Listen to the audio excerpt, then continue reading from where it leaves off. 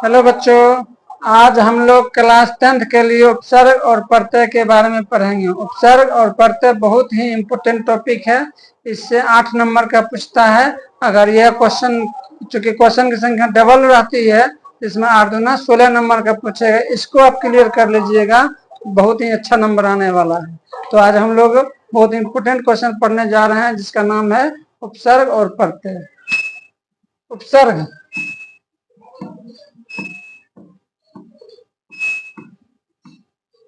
उपसर्ग प्रत्यय। उपसर्ग जो है एग्जाम में पूछता है मात्र 2 नंबर का। प्रत्यय पूछता है 6 नंबर का। 2 और 6 8 नंबर हो गया। 2 + 6 = 8। चूंकि आजकल क्वेश्चन की संख्या डबल रहती है ऑब्जेक्टिव में, तो 8 दूनी 16 नंबर का, तो 4 नंबर का उपसर्ग हो जाएगा और 6 दूनी 12 नंबर का प्रत्यय हो जाएगा। तो आज हम लोग उपसर्ग के बारे में पढ़ेंगे। उपसर्ग क्या है? उपसर्ग किसे कहते हैं? उपसर्ग उस शब्द या शब्दांश को कहते हैं। उपसर्ग उस शब्द या शब्दांश को कहते हैं जो किसी शब्द के पहले जुड़कर उसके अर्थ को बदल दें। उपसर्ग उस शब्द या शब्दांश को कहते हैं जो किसी शब्द के पहले जुड़कर उसके अर्थ को बदल दे। उपसर्ग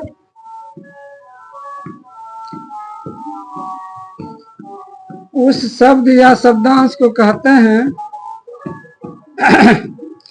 उस शब्द या शब्दांश को कहते हैं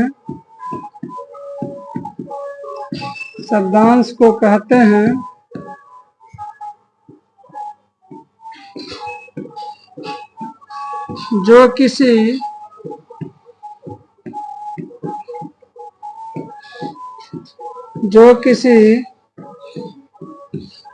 शब्द के पहले जुड़कर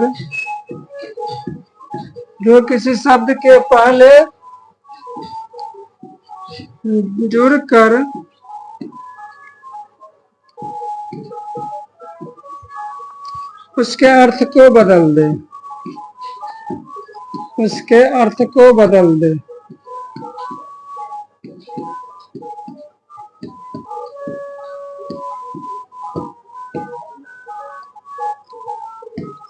संस्कृत में कुल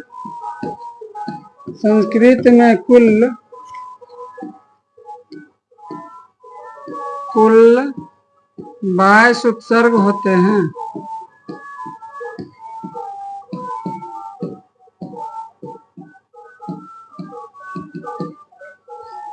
उपसर्ग उस शब्द या शब्दांश को कहते हैं जो किसी शब्द के पहले जुड़कर उसके अर्थ को बदल दे। हो गया। संस्कृत में कुल कितने उपसर्ग होते हैं? संस्कृत में कुल 22 उपसर्ग होते हैं। संस्कृत में कुल 22 उपसर्ग होते हैं। देखिए, पहला हो जाएगा पर, परा, परी, प्रति, आ, नि, वि, उप, उत, सु, पर, परा, परि, प्रति, आ, नि, वि, उप, उत, सु।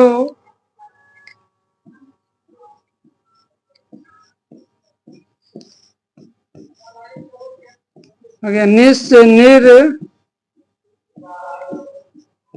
हो गया दुस, दुर। उसके बाद देखिए अति, अधि, अपि, अभि, अभि। अति, अधि, अपि, अभि, अभि। अति, अधि, अपि, अभि, अभि। ओके। पर, परा, परि, प्रति, आ, नि, वि, उप, उत, सु, निस निर दुस दुर अति अधि अपि अभि अभि सम अनु अप 1 2 3 4 5 6 7 8 9 10 11 12 13 14 15 16 17 18 19 20 21 22। ठीक, तो आज हम लोग हमारे साथ में आप लोग बोलिएगा कुल कितने उपसर्ग होते हैं? 22 उपसर्ग होते हैं। कैसे? तो पहला हो जाएगा परो परा परि परति, फिर से परो परा परि परति, आनि वि उप उत सु, आनि वि उप उत सु, परो परा परि परति, आनि वि उप उत सु। उसके बाद क्या बोलेंगे? निस निर दुस दुर, फिर से बोलिए क्या बोलेंगे? निस निर दुस दुर। उसके बाद तो धो पो भो, तो बोलेंगे तो अति अधि अपि अभि, ये बोले लेंगे वो अभी, अति अधि अपि अभि अभि। उसके बाद क्या हो जाएगा? सम अनु अप, सम अनु अप। तो कुल मिलाकर के संस्कृत में कितने उपसर्ग हो जाएंगे? 22। अब एग्जाम्पल देखते हैं। जैसे कि मान लीजिए एक शब्द ले लिए हम हार, हार शब्द ले लिए। हार का मतलब क्या होता है? हार मतलब कहिए आप हारना कहिए या कहिए गले का हार। हार मतलब कहिए हार ना या गले का हार, जिसका हिंदी में अर्थ हो गया हारना या कहिए गले का हार, गले का हार। अब इसी हार में हम एक उपसर्ग ऐड कर लेते हैं, आ उपसर्ग है ना, आ को ऐड कर लेते हैं।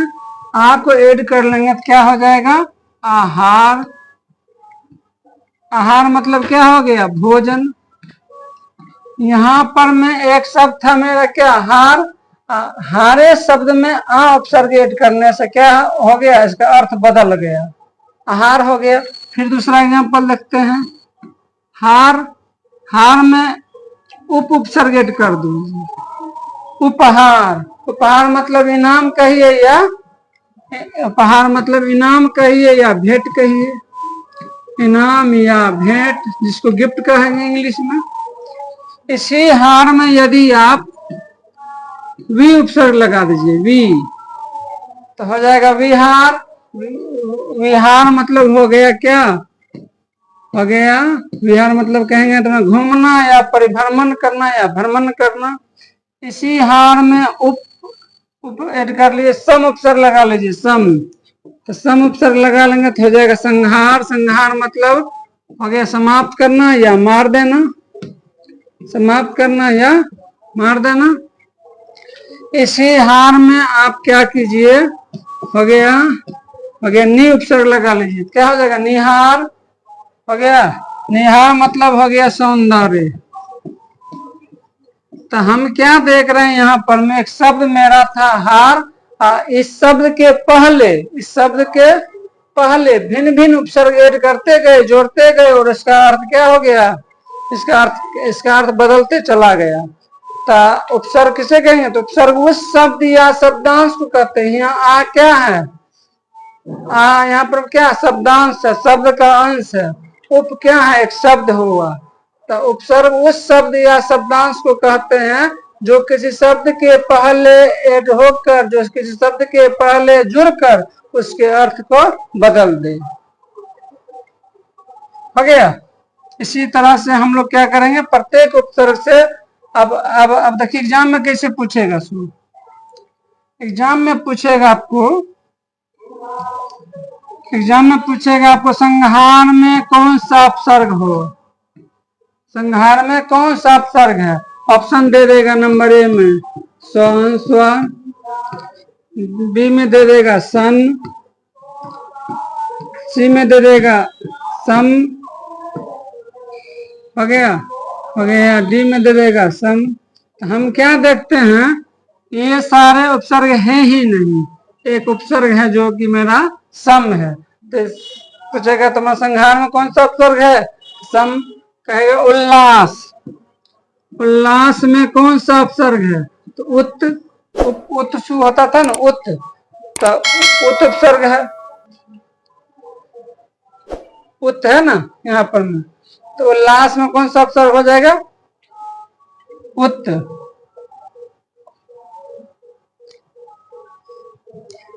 तो हम लोग क्या करेंगे, प्रत्येक उपसर्ग से तीन तीन को शब्द बनाते हैं।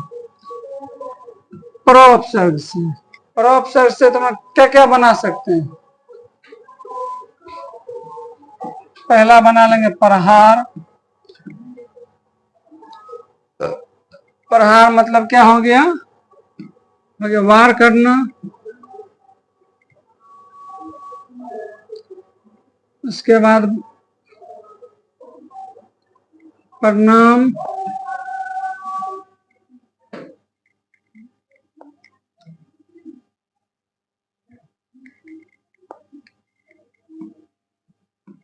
प्रणाम। उसके बाद प्रमाण।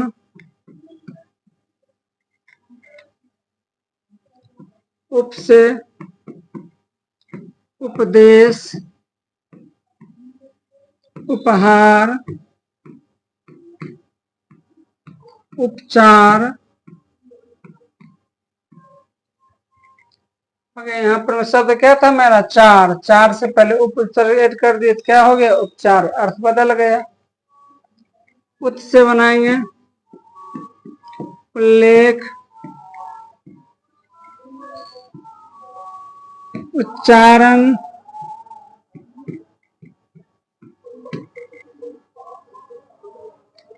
उल्लंघन,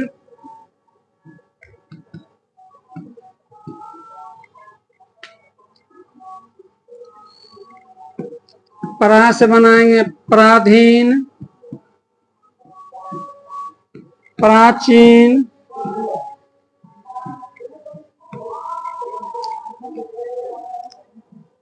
ये मेरा गलत हो गया।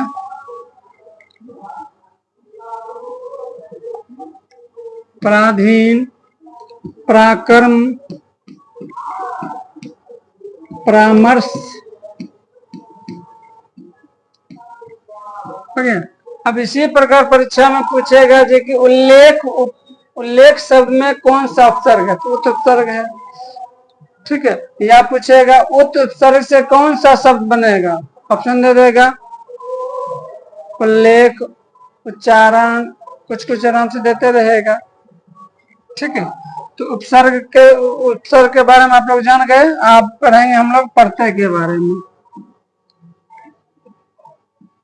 प्रत्यय के बारे में प्रत्यय पूछता है 6 नंबर का। प्रत्यय की संख्या 3 होती है। प्रत्यय की संख्या 3 होती है। एक होता है कृदंत प्रत्यय, दूसरा होता है तद्धित प्रत्यय, तीसरा होता है स्त्री प्रत्यय। ठीक है। तो प्रत्यय उस शब्द या शब्दांश को कहते हैं जो किसी शब्द के अंत में जुड़कर, प्रत्यय उस शब्द या शब्दांश को कहते हैं जो किसी शब्द के अंत में जुड़कर उसके अर्थ को बदल दे। प्रत्यय उस, प्रत्यय परिभाषा देख लेते हैं।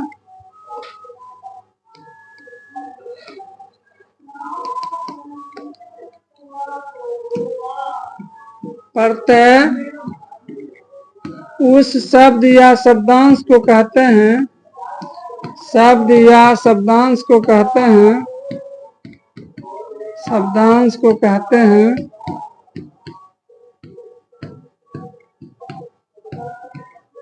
जो किसी शब्द के अंत में जुड़कर, जो किसी शब्द के अंत में जुड़कर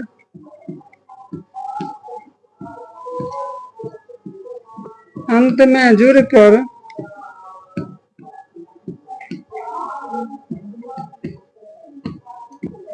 उसके अर्थ में परिवर्तन, उसके अर्थ में परिवर्तन उसके अर्थ में परिवर्तन करता है अथवा नहीं करता है, अथवा नहीं करता है।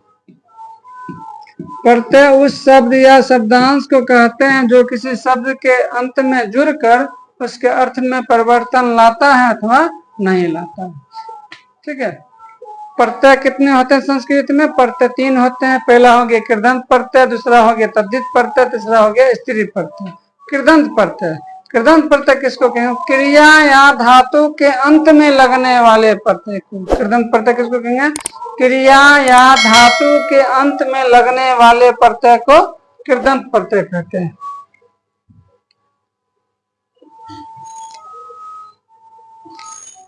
आगे पहले इसका एक एग्जाम्पल देख लेते हैं।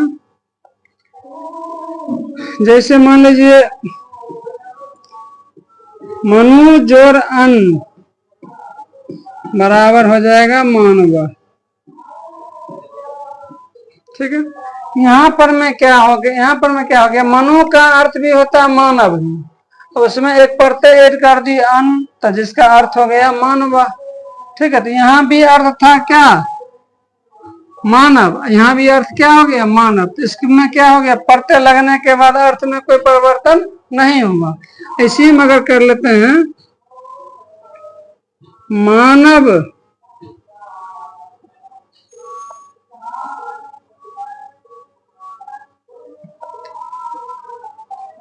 मानव जोड़ तल बराबर हो जाएगा मानवता। यहाँ पर में क्या हो गया? यहाँ पर में अर्थ इसका बदल गया। मानव है, मानव कोई आदमी है जिसका हो गया, जिसका गुण हो गया मानवता। यहाँ पर अर्थ क्या हो गया? बदल गया। तो यहाँ पर में क्या देख रहे हैं कि प्रत्यय ऐड होने के बाद, प्रत्यय लगने के बाद अर्थ नहीं बदलता। यहाँ पर प्रत्यय लगने के बाद अर्थ क्या हो गया? बदल गया। अर्थात प्रत्यय उस शब्द या शब्दांश को कहते हैं जो किसी शब्द के अंत में जुड़कर उसके अर्थ में परिवर्तन करता है अथवा नहीं करता है। यहाँ पर में करता है, यहाँ पर नहीं करता है। अब हम लोग पढ़ेंगे प्रत्यय 3 प्रकार के होते हैं। कृदंत प्रत्यय, कृदंत प्रत्यय, तद्धित प्रत्यय और स्त्री प्रत्यय। तभी पढ़ेंगे हम लोग कृदंत प्रत्यय। पहला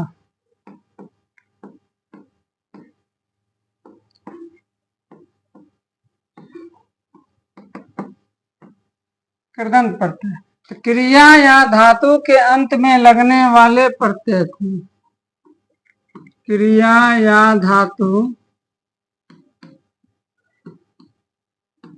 के अंत में, क्रिया या धातु के अंत में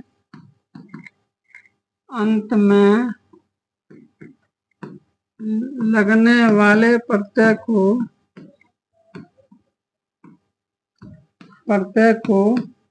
कृदंत प्रत्यय कहते हैं। कृदंत प्रत्यय कहते हैं।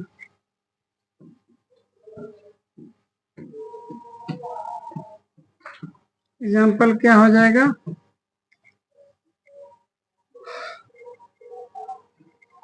जैसे हो गया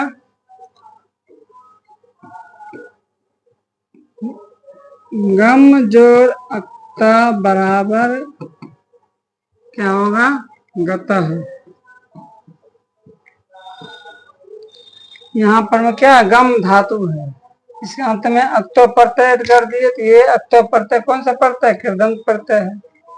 दूसरा ले लेते हैं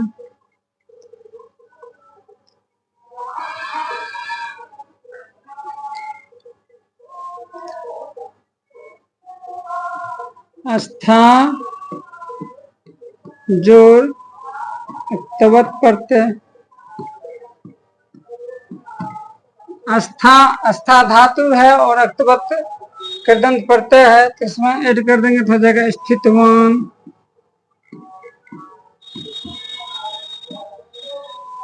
ठीक है। अब पढ़ेंगे दूसरा तद्धित प्रत्यय।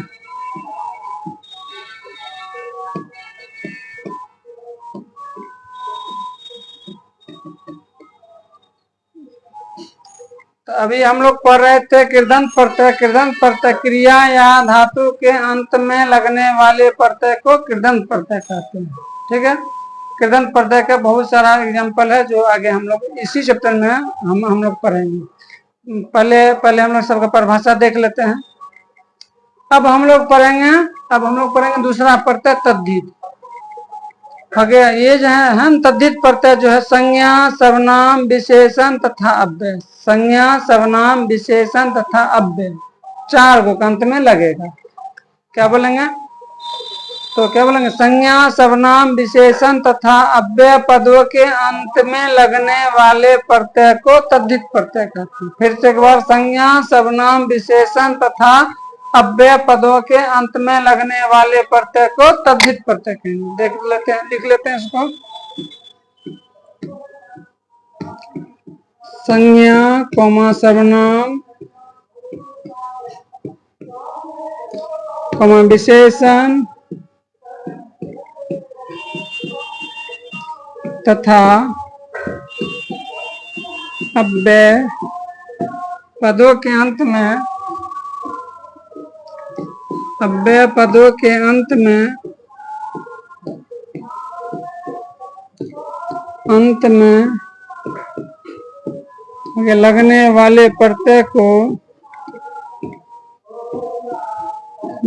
लगने वाले प्रत्यय को तद्धित प्रत्यय कहते हैं।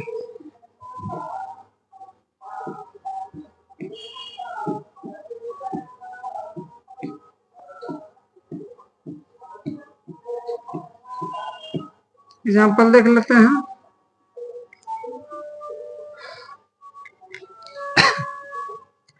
एग्जाम्पल जैसे हो गया रघु जोड़ अन्न बराबर हो जाएगा राघव। पूर्ण जोड़ इमनिच बराबर हो गया पूर्णिमा।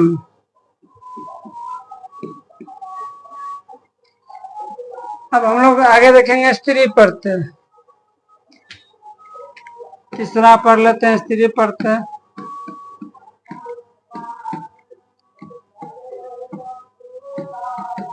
स्त्री प्रत्यय किसको कहेंगे? वे प्रत्यय जो पुल्लिंग शब्द को स्त्रीलिंग बना दे। वे प्रत्यय जो पुल्लिंग शब्द को स्त्रीलिंग बना दे स्त्री प्रत्यय कहलाता है।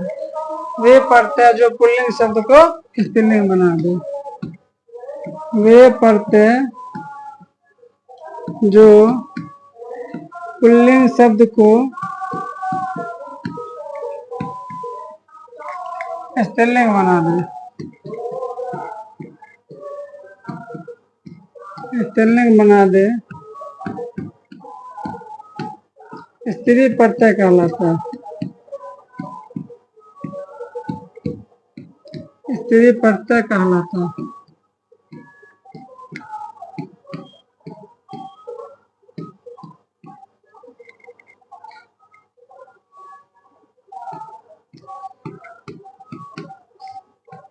संस्कृत में स्त्री प्रत्यय की संख्या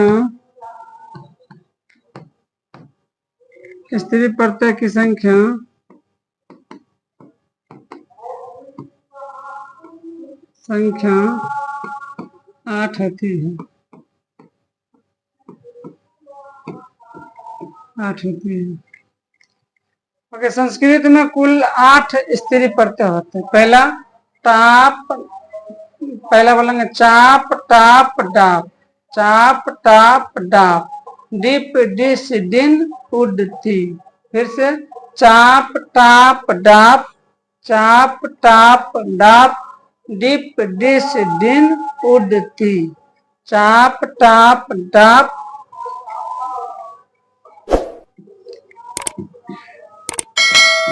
चाप टाप डाप। डिप डिश दिन उड़ती। हो गया। चाप टाप डाप डिप डिस दिन उड़ती। सूर्या में चाप पढ़ते हैं, ये बहुत इंपोर्टेंट है। सूर्या में पूछेगा कौन सा स्त्री पढ़ता है तो चाप। अजा अश्वा सरला चपला श्वेतांबरा ये सब आकारांत वाला जितना भी हो जाएगा सब हो जाएगा टाप।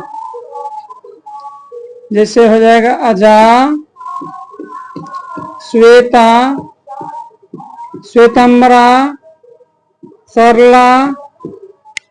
आकारांत देख रहे हैं ना, आकारांत जितना भी हो जाएगा सब का सब हो जाएगा टाप पढ़ते हैं।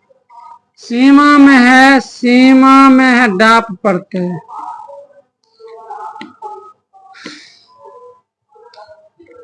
इंद्राणी में हो जाएगा डिप पढ़ते हैं। इंद्राणी मातुलानी, मातुलानी में हो जाएगा डिप पढ़ते हैं। उसके बाद बच गया डिस। डिस में हो जाएगा हो गया गौरी कुमारी किशोरी, गौरी कुमारी किशोरी साध्वी मृदवी, इस सब में हो जाएगा डिस पढ़ते हैं। फिर से गौरी कुमारी साध्वी मृदवी किशोरी ये सब में हो जाएगा कौन सा पढ़ता है डिस। नारी मघोनी दिन पढ़ते हैं। नारी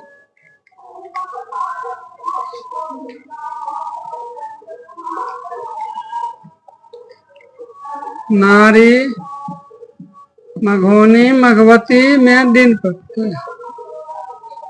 सिंघी में हो जाएगा उड पढ़ते हैं। इबती सुनी ती पढ़ते हैं। इबती सुनी ती पढ़ते हैं। इसी तरह हम लोग अब जो है सभी प्रत्यय का बारी बारी से विश्लेषण हम लोग कल पढ़ेंगे। आज आप लोग इतना ही को रिफ्रेश कर लीजिए। रिफ्रेश करने के बाद फिर कल हम लोग मिलेंगे इसी प्रत्यय के साथ। ठीक है, थैंक यू।